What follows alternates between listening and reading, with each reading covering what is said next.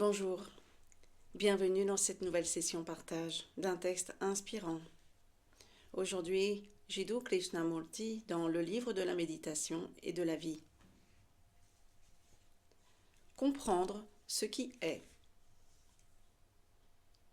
À l'évidence, tout homme qui comprend la vie fait fi de toute croyance. Celui qui aime n'a pas de croyance, il aime. C'est l'homme consumé par l'intellect qui a des croyances, car l'intellect est toujours en quête de sécurité, de protection. Il cherche toujours à éviter le danger, et il élabore donc des idées, des croyances, des idéaux, derrière lesquels il peut s'abriter. Que se passerait-il si vous vouliez venir à bout de la violence directement, là, maintenant? Vous seriez un danger pour la société, et parce que l'esprit anticipe le danger, il dit « Il va me falloir 10 ans pour réaliser cet idéal de non-violence ». Ce qui n'est qu'un mode d'action illusoire et faux. Comprendre ce qui est importe plus que de fabriquer des idéaux et de s'y soumettre ensuite, parce qu'ils sont faux, alors que ce qui est la réalité vraie. Pour comprendre ce qui est, il faut des capacités immenses. Il faut un esprit vif et dénué de préjugés. C'est parce que nous ne voulons pas affronter et comprendre ce qui est que nous inventons toutes sortes d'échappatoires et les parons de beaux noms tels que l'idéal, la foi, Dieu. Assurément, ce n'est que lorsque je vois le faux pour ce qu'il est que mon esprit est capable de percevoir ce qui est vrai. Un esprit que des choses fausses ont rendu confus ne peut jamais trouver la vérité.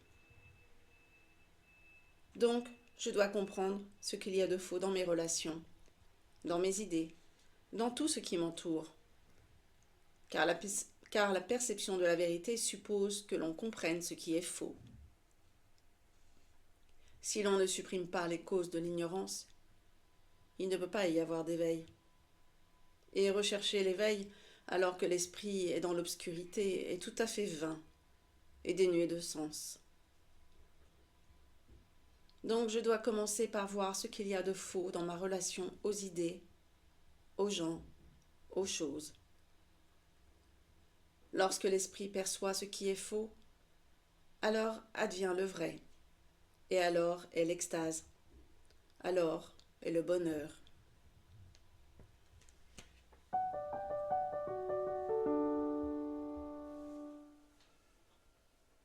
Et bien voilà pour ce texte de Jiddu Krishnamurti.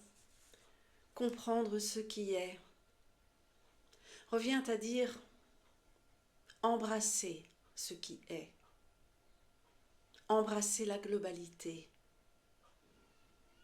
accueillir l'instant dans sa globalité,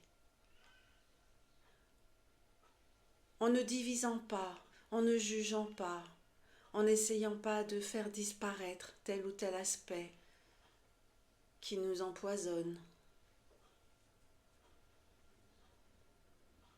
Lorsque l'instant est accueilli,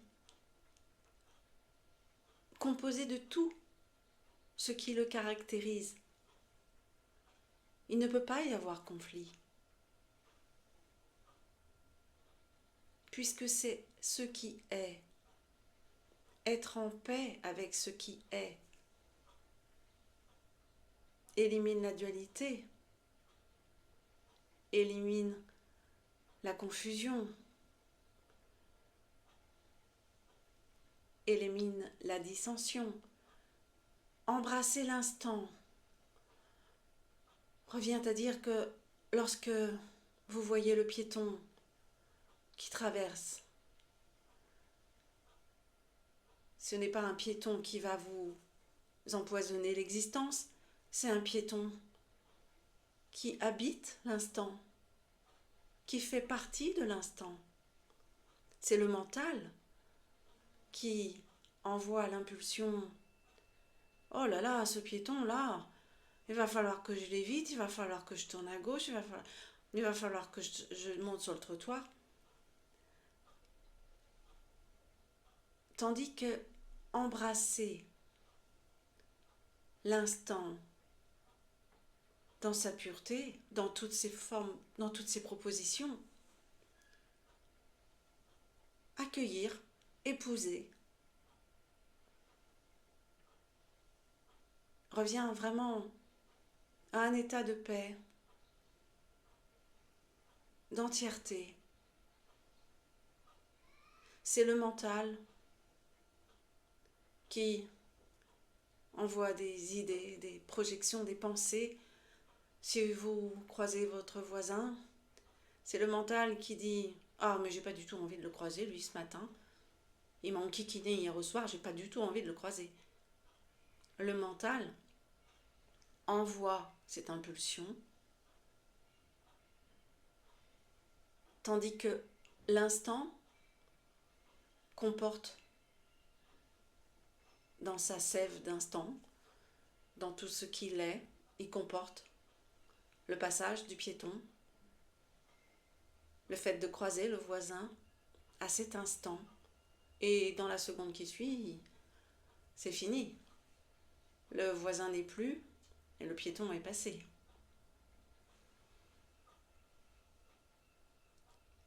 Entrez, faites entrer à travers la porte lumineuse de Manipura, votre chakra du plexus solaire. Vous détenez une porte à double battant au niveau du plexus solaire. De cette porte émane une lumière radieuse, transcendante. Accueillez tout ce que vos yeux physiques peuvent discerner par cette porte. Laissez entrer le monde phénoménal dans sa globalité par cette porte. Rien n'est séparé, rien n'est divisé. Accueillez tout, laissez tout entrer dans la lumière. Accueillez, laissez entrer dans cette porte, par cette porte. Sans juger, sans stigmatiser, sans diviser. Et là, il n'y a pas conflit. Il ne peut pas y avoir conflit. Il n'y a pas conflit, vous accueillez. Et s'il n'y a pas conflit à l'intérieur, il n'y a pas conflit à l'extérieur. Et vous avez compris ce qui est. Compris, pris en vous. Ce qui est, l'instant qui est.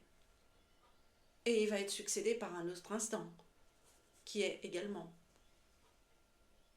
Et donc, comprendre ce qui est, au-delà de cette façon d'embrasser l'instant, nécessite également une étude scrupuleuse, vraiment scrupuleuse, non complaisante, de chacune des intentions, chacune des pensées, chacune des idées, ou peut-être un commencement d'action même, fomenté par le mental. Il fait des propositions. Lorsque l'on étudie scrupuleusement la façon dont les pensées sont sécrétées par le mental, mais vraiment, à chaque instant, fournissez cet effort sur quelques jours, une quinzaine de jours. Vous découvrez le mode de fabrication de la pensée. Et là, vous n'êtes plus assujetti à vos pensées, à ce mental qui fait son job et qui vous détourne de l'instant, qui vous détourne de ce qui est par ses projections. D'ailleurs, Jiddu Krishnamurti le dit, si vous souhaitiez là, d'un coup, maintenant, arrêter toute violence, le mental, immédiatement dirait « Oh, bah, il va me falloir à peu près 10 ans pour réaliser ça. » Mais non. Un quart de seconde. Paf, là, englobé, tout. Sans jugement. La réalité. Englober ce qui est. Sans laisser advenir ou sans laisser vous laisser envahir par la pensée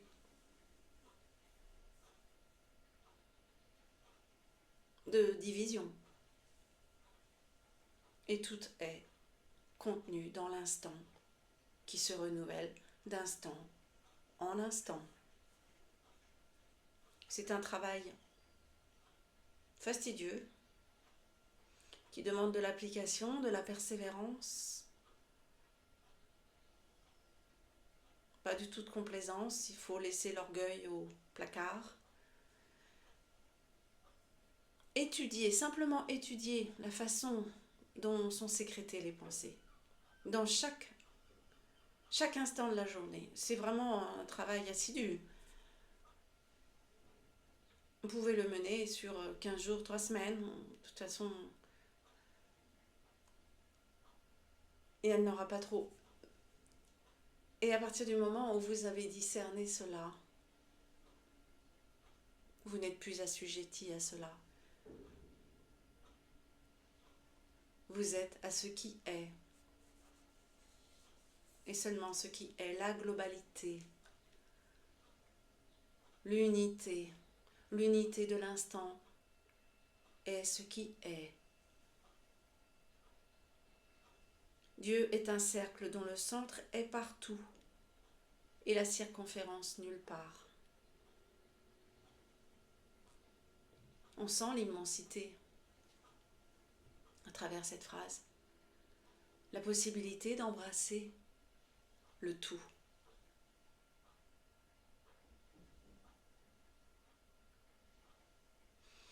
Eh bien voilà, merci de votre écoute, merci de votre attention, à très bientôt.